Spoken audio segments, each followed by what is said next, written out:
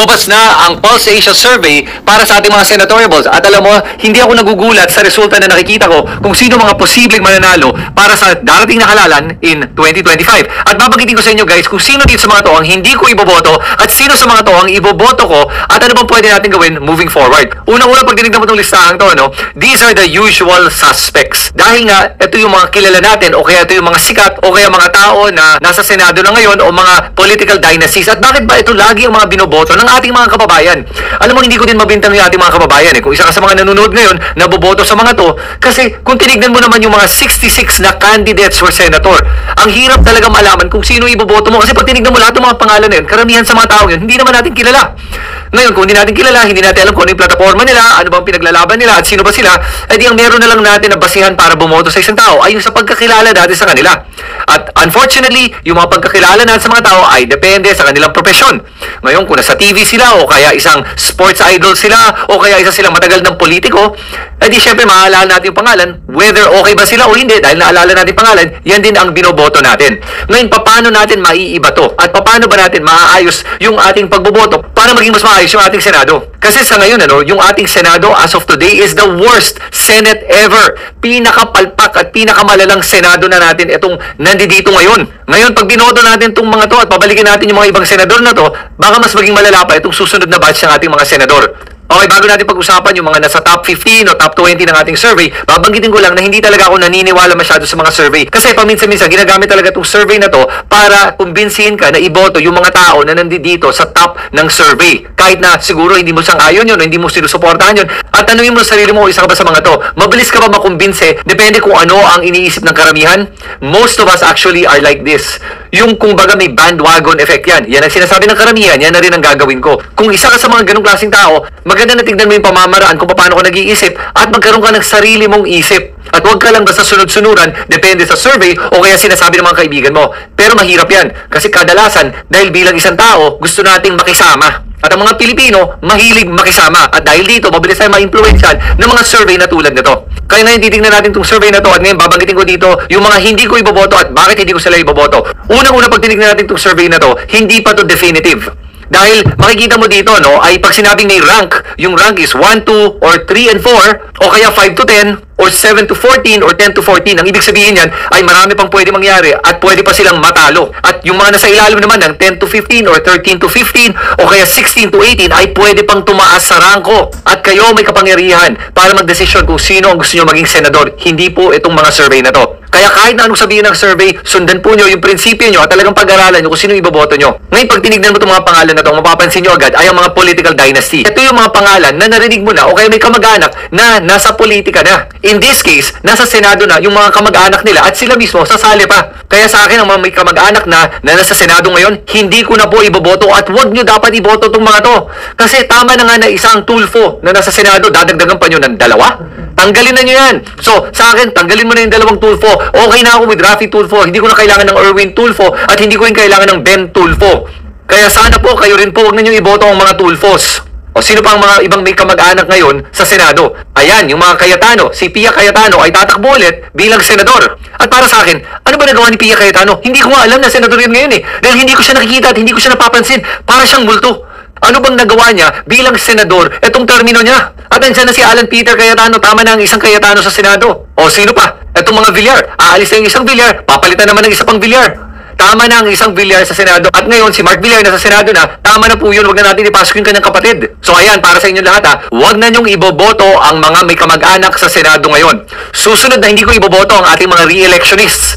At sino ba itong mga re-electionists na to? At bakit hindi ko sila iboboto? Hindi ko po sila iboboto dahil walang kwentang mga senador itong mga to na gusto pong bumalik ng pangalawang termino pero wala naman talaga silang nagawang matino habang senador sila. Kaya bakit pa natin pababalikin itong mga to? Kaya pwede ba wag na natin pabalikin at bigyan natin ng ibang tao ng pagkakataon maging senador at maging tamang mambabatas? Dahil itong ang Senado natin ngayon ay karamihan ay mga walang kwentang mga clowns. Kaya nga nagiging circus na itong Senado natin eh. So pababalikin pa nyo? Huwag na niyong iboto yung mga Pia Cayetano, Bong Revilla, Bongo, Bato de la Rosa, Amy Marcos at Lito Lapid. At sa totoo lang, pati ako, nung binanggit ko yung mga pangalan na yun, yung mga iba sa kanila nga, hindi ko talaga alam na senador ngayon dahil wala silang ginagawa. Yan, yung mga tulad ni Pia Cayetano at Lito Lapid. Walang kwentang mangbabatas yung mga yan. Tapos si Bongo pa at Bato de la Rosa, ang loyalty nila ay hindi sa Pilipinas. Ang loyalty nila ay nasa sa kanilang master na si Duterte. Hindi po ako boboto ng mga taong hindi makabayan at hindi po sila makabayan. Tapos ito pa, si Bong Revilla, isa pang walang kwenta din na senador. Wala naman talaga siya nagagawa eh. Sayang lang sa pagbabayad ng sweldo itong mga re-electionist natin. At ang mga isa pang top senatorial bets dito ay si Manny Pacquiao. Pero alam mo sa akin, wala naman akong issue with Manny Pacquiao eh. May integridad yung tao yan eh. Pero problema, hindi siya talaga magaling na mambabatas. Yun lang po yun. Mas makakatulong po si Manny Pacquiao bilang isang public figure at maganda na kayong ginagawa niya na tulong para sa ating mga kababayan. Hindi po siya nakakadagdag sa pagtutulong bilang isang senador. Tapos meron pa tayong isa pang komedyante. Kung maglagay pa kayo ng komedyante ngayon dito sa ating Senado, sos talagang magiging comedy show na itong Senado natin. Yan, lumalabas yung pangalan ni Willie Revillame na nagrango between 5 to 10. Kaya pag tinignan mo itong listahan na ito, nakakadismaya. At parang napapaisip ka na, iniisip mo na, nako, paano na ang ating bansa kung ito ang ating mga senador? Pero ngayon, tignan natin naman yung mga nasa 13 down to 20.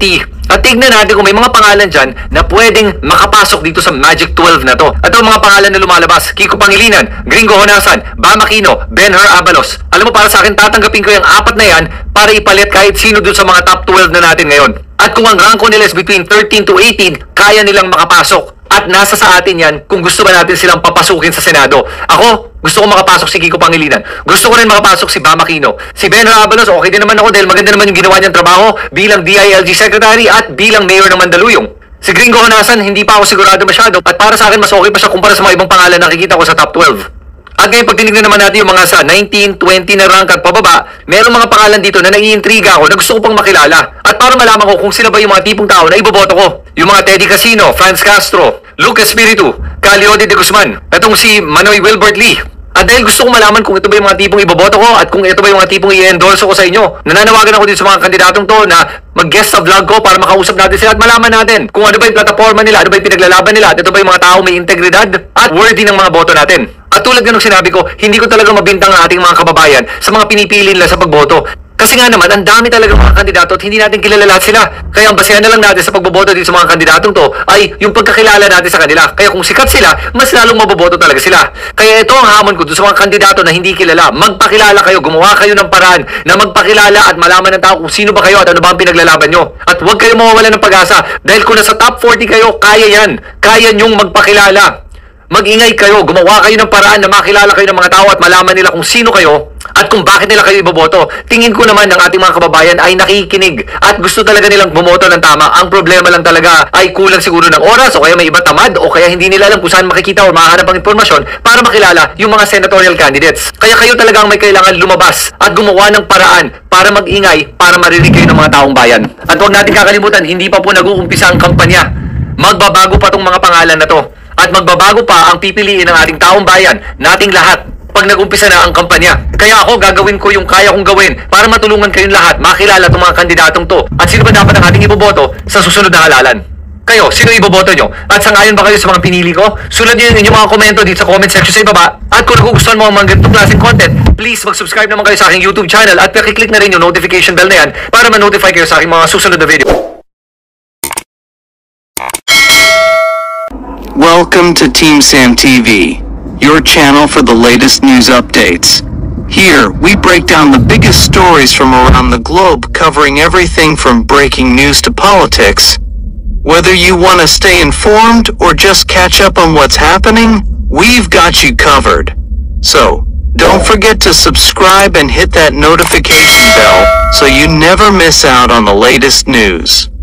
Join the Team Sam TV family, and let's explore the world together, one update at a time.